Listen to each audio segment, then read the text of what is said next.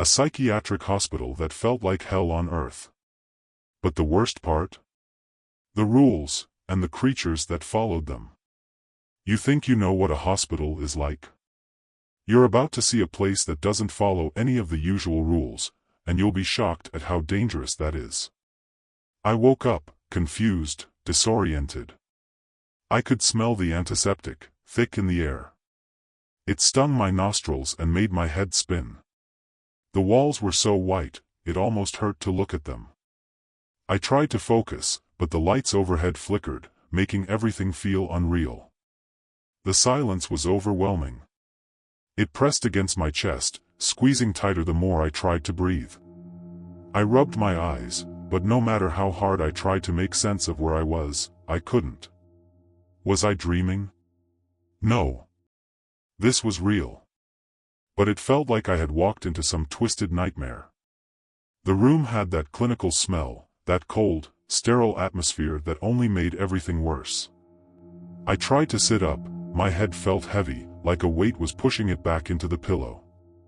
The lights buzzed above, and I felt a chill run down my spine. The door was cracked open, just a little, and I wondered why. How did I get here? Why couldn't I remember? I looked around. There was nothing but white walls, a white bed, and that damn flickering light above me. The quiet was suffocating. Nothing moved. I couldn't hear a single footstep, not even a breath. Was I supposed to be here? How did I end up in this place? I moved carefully, trying to avoid making any noise. The room felt so small, almost like it was closing in on me. I got out of bed, my legs weak, and shuffled toward the door. But as I reached for the handle, a nurse walked by. Her eyes didn't meet mine, but I saw her glance at the door. She froze for a second, her face drained of color. Then, she kept walking, faster than before. I hesitated for a moment, then turned back to the door. It was open, just slightly. Was that okay? I wasn't sure. The nurse's look haunted me. I thought about it for a moment, and then I heard a voice. "Close it," someone whispered. I spun around to find another patient staring at me from across the room. His eyes were wide, as though he knew exactly what I was thinking. "What?" I asked, unsure. "Don't leave the door open," he said, his voice shaking. "It invites them in." "Who?" I asked, my voice barely a whisper. "The shadow people," he muttered, quickly looking over his shoulder, like he was afraid someone might hear. "Don't let them see you. If you follow the rules, you might be all right." Shadow people? I frowned. What was he talking about? But the strange fear in his eyes made me think twice. I closed the door slowly, trying not to make a sound. As I stood there, waiting, I saw something. At the edge of my vision, just past the door, there were shapes, flickering. Not shadows like I was used to, these weren't ordinary shadows. They moved, almost like they were alive. Their forms were dark and fluid, like they didn't belong here. My heart skipped a beat. Were they real? Or was I just imagining things? The next rule was even stranger, but it didn't seem to surprise anyone. You have to make an offering of wrong meat to the keeper if you want to pass from one level to another. At first, I thought I misunderstood. What did that even mean? Wrong meat? I asked one of the other patients about it, but they just stared at me, their face blank. They weren't going to tell me anything. I saw others moving about the hospital, but they didn't seem to care about the rules. They were just going along with it, like they had done this 1,000 times before. As I walked past one of the rooms, I saw a woman sitting in a corner, muttering to herself. She caught my gaze for a second and then whispered, "Don't forget the offering." I stopped. What offering?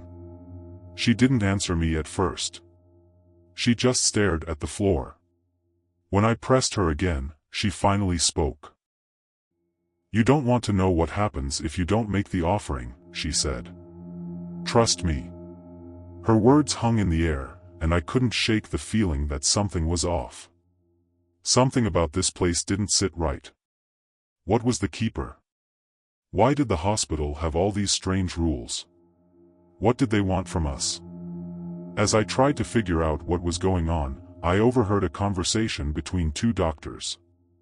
They didn't think I was paying attention, but I was.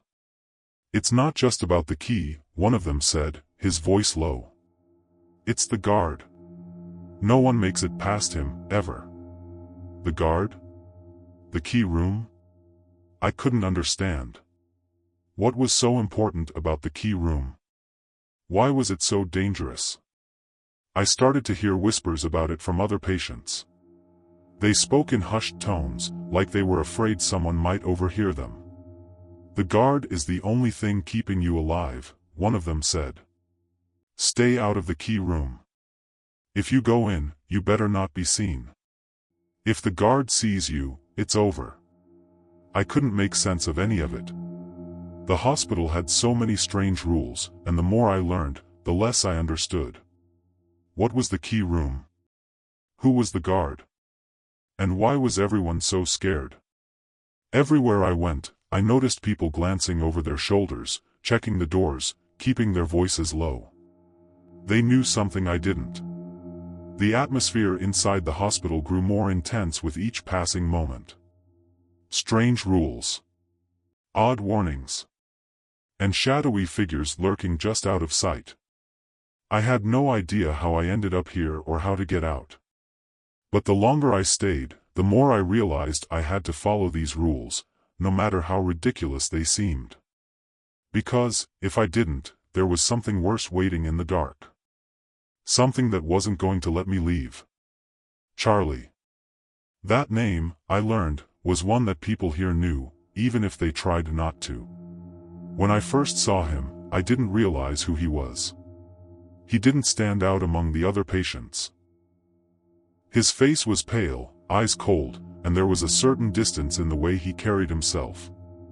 But what struck me more than anything was the way people seemed to avoid him. One day, I found myself in the common room, unsure of where to go. The silence was almost unbearable. Everyone in the room seemed locked in their own little worlds, lost in their own thoughts, avoiding each other.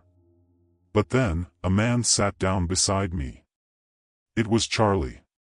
He didn't look at me at first, just stared ahead. For a while, neither of us spoke. But when he did finally talk, his voice was calm, almost too calm. The kind of calm that came from knowing exactly what was going to happen next. "The rules," he said, as though it was the most obvious thing in the world. "They keep us alive, but barely." His voice didn't shake. There was no fear, just a quiet certainty.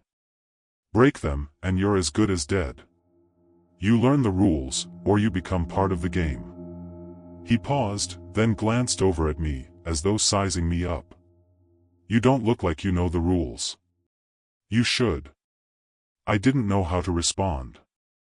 I had barely understood the first set of rules, let alone the idea that I had to learn them to survive. But something about Charlie's tone made it clear that he wasn't just speaking out of theory. He knew these rules, he had lived them. He continued, "I've been here for years. I learned pretty quickly. There's a way to survive this place, but you have to follow the rules. If you do, you get by. If you don't, it's not pretty." I watched him carefully. There was something unsettling about the way he spoke. He had an air of authority, like someone who had been through something awful and survived. But there was no anger, no bitterness in his words, just resignation. I asked him, "How long have you been here?" He didn't answer right away. He looked at me with a strange expression, almost as if I had asked something he had already known for far too long. "I was brought here after." "Well, it doesn't matter." He cleared his throat and shifted in his seat. "I was, not in my right mind. Killed someone. A woman." He looked down at his hands, his fingers twitching slightly. "I don't regret it.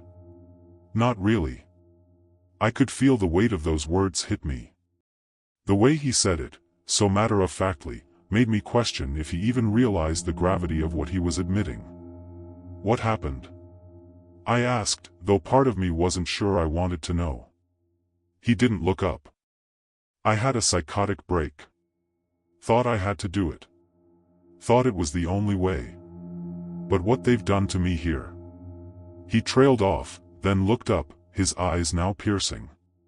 That's a fate worse than death. I felt a shiver run through me. What do you mean? Charlie leaned in slightly.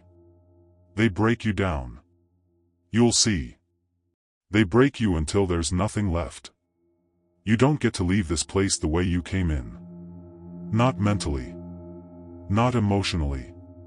It was then that I realized how different Charlie was from the other patients. Everyone else seemed to be in their own little world, trapped in their minds. But Charlie? He had a presence, something hardened and jagged from years of surviving this place. He knew the rules, and in a way, he was the one who could teach me how to stay alive. A few days after meeting Charlie, something happened. Something I wasn't prepared for. Something that made everything I had learned so far feel like child's play. The warden. At first, I had heard whispers. Watch out for the warden, some said. Stay out of its path, others warned. I didn't know who or what the warden was. But the tension in the air told me it was bad. Very bad. Charlie had warned me about things like this. About things worse than the rules, things that followed the rules themselves. And when I saw the warden for the first time, I realized Charlie was right. The rules had nothing on this.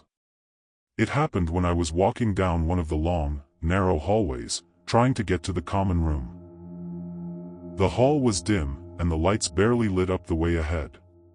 I had barely made it halfway when the air around me seemed to change, as if the atmosphere itself had thickened. A sense of dread settled in my stomach, and I knew something was wrong. I stopped. My body frozen. There, at the far end of the hallway, stood the warden. It wasn't human. It was a thing made of nightmares, a creature whose mere presence turned the air heavy with fear. Its exoskeleton gleamed in the dim light, dark as blood. The creature's massive size dwarfed everything around it. It had no human form, no body like mine.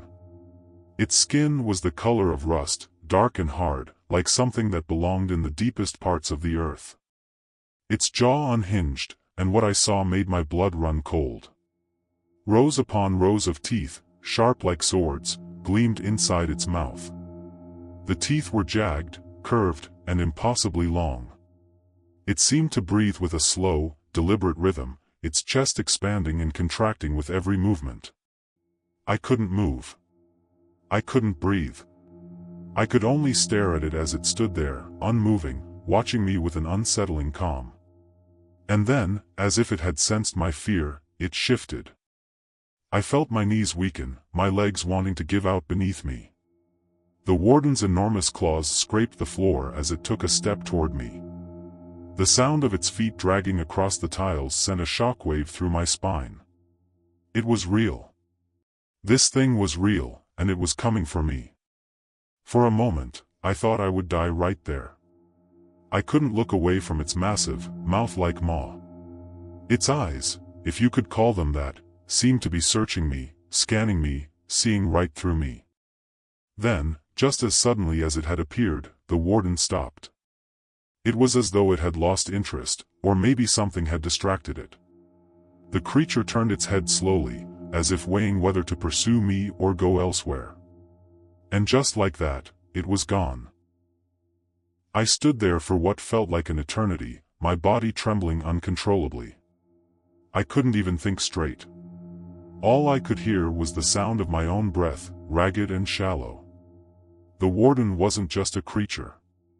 It wasn't just something that could kill you. It was something more, something that fed on fear, on helplessness, on the complete and utter control it held over its victims. It was the thing that made this place truly terrifying. I didn't know what the warden wanted or why it left me alive. But as I stood there, trying to calm my breathing, I realized something. Whatever it wasn't done with me. It never would be. And the worst part? I had no idea how to survive against it. As I stumbled back, my mind was still reeling from the warden's presence. My legs were shaky, my heart pounding, the fear was overwhelming. But Charlie wasn't scared. He wasn't running. Instead, he took a step toward the warden. I froze, my eyes wide. What was he doing? "Charlie!" I shouted, but he didn't look back at me. His eyes were locked onto the creature, unblinking, unafraid. For a brief moment, I thought maybe he had lost his mind entirely. But no. He was doing something else.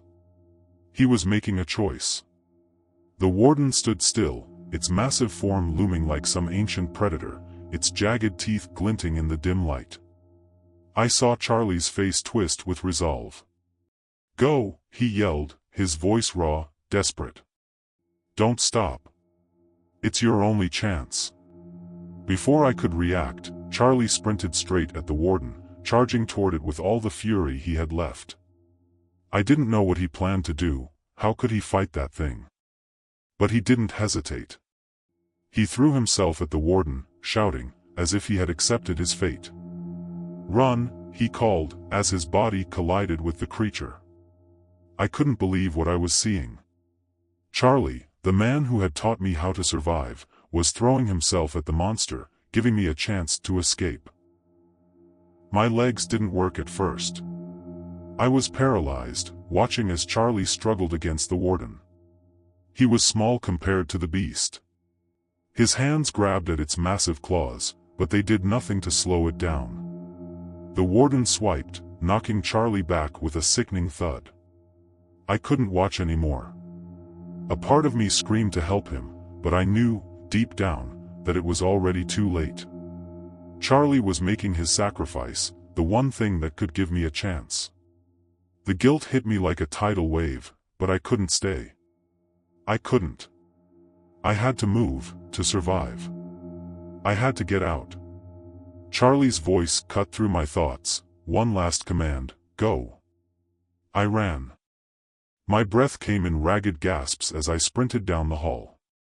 Every step felt heavier than the last, but I didn't stop. I couldn't. I didn't know where I was going, but I was getting closer. The door, the exit. I could see it ahead of me, a sliver of freedom waiting on the other side. The adrenaline was the only thing keeping me going. The world around me blurred, the lights flashing in a maddening dance, the walls closing in as if the hospital itself was trying to stop me.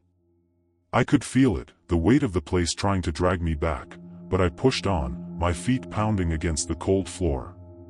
When I reached the exit, I didn't hesitate. I slammed into the door, pushing it open with everything I had.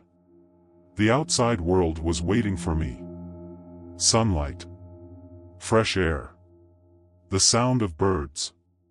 It was all so different, so real compared to the hell I had just escaped. But just as I stepped into the light, I felt it. The warden. A glimpse, just a flicker at the edge of my vision. I turned, my heart hammering in my chest. There it was. The massive creature, emerging from the shadows of the hospital behind me. It hadn't stopped. It wasn't done with me. I froze. Was I really free? The warden's exoskeleton gleamed in the sunlight, its jaws snapping open and shut. I could hear its heavy footsteps coming closer, faster now. It was relentless. It was chasing me, not just as a creature of this world, but as something worse, something that would never let me go. I backed away, my hands trembling as I clutched the doorframe. I wanted to scream. I wanted to run, but my body wouldn't move. The fear had taken root, deep inside me. I was outside, yes, but I couldn't shake the feeling that this wasn't over. The warden was still there. It was like a shadow, following me no matter how far I ran. I thought I was free, I whispered, the words barely audible.